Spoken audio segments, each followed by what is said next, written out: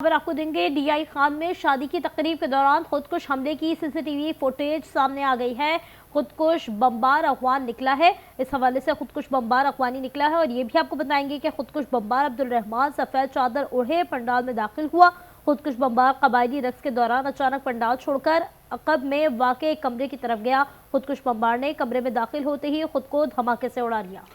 इस हवाले से मजीद बात कर लेते हैं। नवीद अकबर ने हमें ज्वाइन कर लिया। नवीद बताएगा, फुटेज सामने आ चुकी है, एक बार फिर से यही साबित हो रहा है कि खुदकुश बमबार अफवानी ही निकल रहे हैं। जी बिल्कुल, डीआई खान में शादी की तकरीब के दौरान होने वाले खुदकश हमले की सीसीटीवी फुटेज सामने आ गई है। खुदकश बमबार अफगानी निकला। खुदकश बमबार अब्दुल रहमान सफेद चादर ओढ़े पंडाल में दाखिल हुआ। खुदकश बमबार कबायली रक्स के दौरान अचानक पंडाल छोड़कर अकब में वाक़े एक कमरे की तरफ गया जहां अकाबरीन इलाका मौजूद है। खुदकश बमबार ने कमरे में दाखिल होते ही खुद को धमाके से उड़ा रही है, जिसके नतीजे में कमरे की छत मुनहदम हो गई। वासिल जहन्नम खुदकश बमबार के अलावा हमले में 5 अफराद जाँ बहक हुए। खुदकश हमला अमन कमेटी के सरबराह नूर आलम महसूद के भतीजे की शादी की तकरीब में किया गया।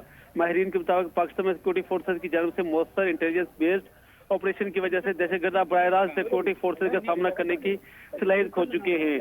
एक बार फिर बताता चलूं कि खुदकश हमला आवर जो है वो अफगानी था, जिसका नाम अब्दुल रहमान था, जिसने पंडाल छोड़कर काबरीन के इलाका जहां मौजूद है वहां जाकर उसने खुद को धमाके से उड़ाया, जिसके नतीजे में कमरे की छत मुनहदम हो गई और खुदकश बमबार के अलावा जो है 5 अफराद जाँ बहक हुए, जबकि खुदकश हमलावर जो है वो जहन्नम वासिल हुआ इस हमले में।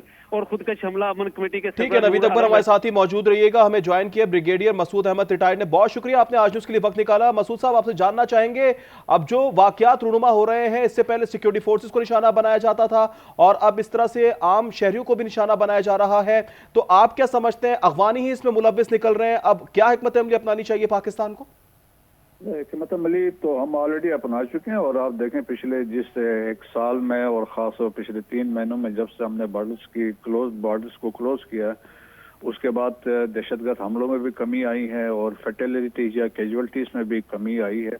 तो इसका मतलब यही था कि वहाँ से तश्कीलें आ रही थी, इन्फिल्ट्रेशन हो रही थी, तो उस पर वाज़ेह तौर पर कमी है। बाकी ये देखें कि सॉफ्ट टारगेट पे इसलिए जा रहे हैं कि बाकी इंटेलिजेंस बेस्ड ऑपरेशन जिस तरह सिक्योरिटी फोर्सेस कर रहे हैं क्रॉस या बलोचिस्तान में या खैबर पख्तूनख्वा में 206 इंटेलिजेंस बेस्ड ऑपरेशन दिल्ली के हिसाब से हो रही हैं और लास्ट ईयर देखें 75,000 प्लस इंटेलिजेंस बेस्ड ऑपरेशन हुए, तो बड़ा कामयाब साल उस तरह रहा था।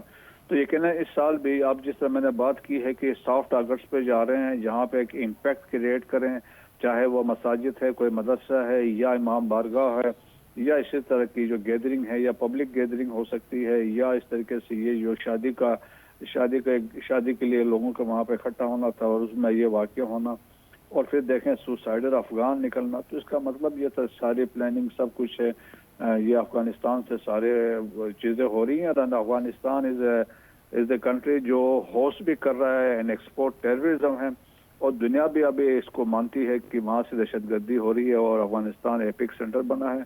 सो पाकिस्तान देखिए बेसिकली वी हैव एग्जॉस्टेड, हमारे जो ऑप्शंस थे जितने थे, सो अभी हम ये है कि पाकिस्तान रिजर्व द राइट कि हम इनके साथ जो लीडरशिप के डिसीजंस होंगे यकीनन हम इस पर वाज़ेह तौर पर पहले कह चुके थे, जब ये ताने बाने कंफर्म होते तो we will strike inside Afghanistan और ये यकीनन होगा और माफ़ी तो इस पर कोई नहीं होगी। बिल्कुल, इस पे माफ़ी कोई नहीं है और वाज़ेह तौर पे ये दिखाई दे रहा है कि दहशतगर्द अब बराह रास्त सिक्योरिटी फोर्सेस का सामना करने की सलाहियत खो चुके हैं। मसूद अहमद ब्रिगेडियर रिटायर्ड और हमारे नुमाइंदे नवीद हमारे साथ मौजूद थे। आप दोनों का बहुत शुक्रिया।